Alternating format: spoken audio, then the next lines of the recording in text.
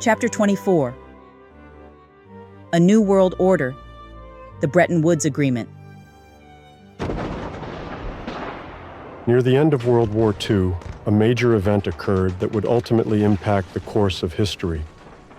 The U.S. and 43 allied nations met for almost a month in Bretton Woods, New Hampshire, to look toward the future and consider how to establish a more coherent money supply and monetary order for the post-war world.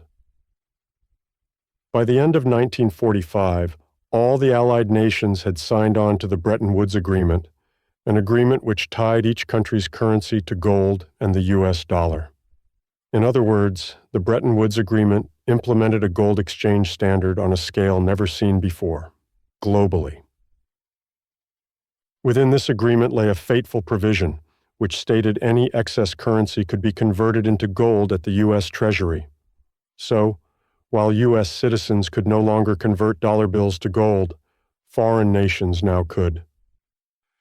The gold exchange standard allowed any nation holding excess U.S. dollars for any reason, such as trade imbalances between two nations, to exchange the excess dollars for gold at the U.S. Treasury.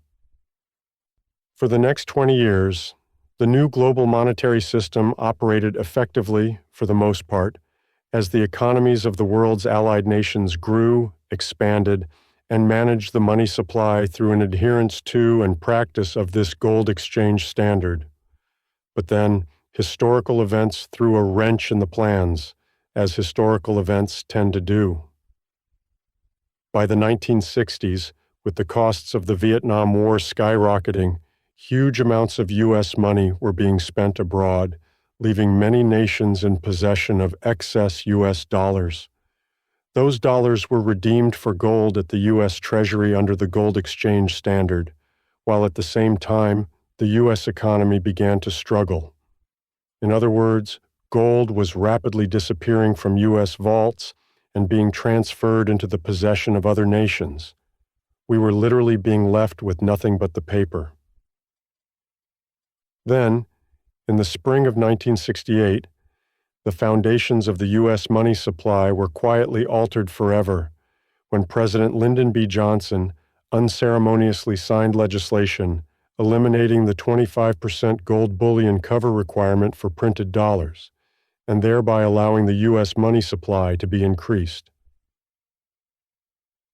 While the U.S. technically remained on a gold standard, for all practical intents and purposes, the money supply in the U.S. was freed from the constraints of the limited supplies of gold in our vaults.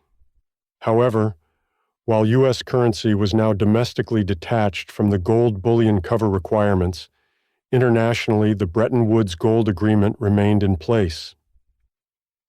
Consider this remarkable fact. In 1945, at the end of World War II, yesterday morning at 2:41 a.m., the representative of the German High Command signed the Act of Unconditional Surrender. The U.S. possessed 60% of the world's gold reserves, or about $26 billion. By 1966, almost half of that gold had crossed borders and entered the vaults of other nations, leaving the U.S. with just $13.2 billion in gold and no end in sight for the great gold exodus. Finally, in July of 1971, Switzerland redeemed $50 million in gold, and France redeemed $191 million. Inflation skyrocketed and prices soared as gold reserves dwindled.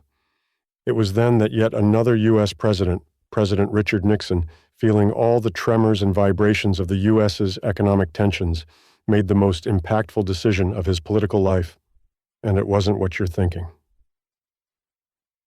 On August 15, 1971, Nixon made this announcement in a televised speech. In recent weeks, the speculators have been waging an all-out war on the American dollar. The strength of a nation's currency is based on the strength of that nation's economy, and the American economy is by far the strongest in the world. Accordingly, I have directed the Secretary of the Treasury to take the action necessary to defend the dollar against the speculators. I have directed Secretary Connally to suspend temporarily the convertibility of the dollar into gold or other reserve assets. So Nixon, with this single action, took the U.S. completely off the gold standard. He closed the Bretton Woods gold exchange window at the U.S. Treasury, and it was not temporary, as Nixon had indicated. Rather, it was permanent. Now the U.S. was on a fiat currency standard for the first time since President Lincoln's ill-fated adventure. Though uncharted financial territory, this act freed the arbitrary regulation of the money supply from being tied to the amount of gold in the U.S. Treasury's vaults. These economic pressures were further pushed to the edge during the 1970s, as the U.S. started to consume more oil and began to buy vast amounts from the Middle East. This reality created a pipeline for enormous amounts of dollars to be sent out of the U.S. to Saudi Arabia and other Middle Eastern nations, triggering one of the largest wealth transfers in human history. This further weakened the U.S. economy across the board and reduced economic options for everyone. Regardless of your perspective on the U.S.'s expanding oil production via fracking over the past decade, this new technology completely reversed the transfer of dollars abroad. It halted this powerful transfer of wealth out of the U.S. Currently, U.S. oil production is so dynamic that the U.S. not only covers its own domestic oil and gas needs, but has become one of the largest exporters of oil and gas in the world. This is a powerful reason for significant wealth to remain and circulate within the U.S., and we know it is good for the nation because it prompts a growing economy and drives GDP, an often overlooked and underappreciated fact. And consider this for a moment, that the vast transfer of U.S. dollars in the 1970s and 1980s to Saudi Arabia allowed Saudi Arabia to buy thousands of acres of U.S. farmland, use millions of gallons of U.S. water to grow crops, and now send the harvested crops back to the Middle East. Recently, Saudi Arabia has even entered into agreements to acquire or merge with the Professional Golf Association, or PGA Tour. These assets were purchased with the dollars that the U.S. sent to Saudi Arabia in the 1970s and 1980s. Currency inexorably flows across all borders around the world within the ever-constant reality of our interconnected international economic system. For better or for worse, the good thing about a fiat currency is that the marketplace of government accountability can be voted upon by the people and their pocketbooks. This means that if the people approve of a nation's actions and governance, the relative value of its currency against other nations' currencies will be reflected in the exchange rate. Think about it. With fiat currency, the value of the dollar is fully vested in the faith and credit of the U.S. government. Meaning, if the federal government is conducting itself appropriately, effectively, justly, fiscally, soundly, and equitably, then the currency will have value. If so, the federal government's decisions about the money supply and the dollar will be rewarded in the marketplace. If not, the value of the dollar will fall against other currencies. This is a far more effective standard for judging the performance of the money supply than the artificial notion of placing value on metals found randomly in the earth. The laws of supply and demand are tricky, especially on the demand side. Demand is a strange, subjective mistress, especially within services that go beyond the basic needs of food, clothing, housing, and transportation. All other needs are discretionary, and demand is in some ways an artificial construct of the people. Gold has relatively little commercial utility, for instance, and you could certainly live your entire life fully without any gold. Yet the price of gold rises and falls based upon demand, which, as history has shown us many times, can be illusory. Remember the story of how tulip prices bubbled in 17th century Holland.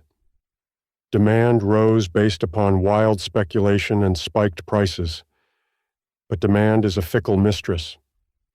In the confluence of supply and after the realization that the tulip held no inherent value, prices cratered. But currency should not be fully at the whim of supply and demand, and nor should it be a commodity for speculation, Rather, currency is and should be a stable medium of exchange, a unit of account, and a store of value. The money supply, as a result, should be the product of thoughtful mathematical analysis. 50 years after Nixon's action, the size of today's money supply is purely a function of the Federal Reserve's calculations. As a nation, our economic policies are evolving into the 21st century. There is one relationship, however, that remains both mysterious and potentially volatile, and that is the relationship between the nation's money supply, its GDP, and the national debt. A relationship that could be devastating if it gets too far out of balance, not only to the economy, but also to the hard-earned faith that people have placed in our economic institutions.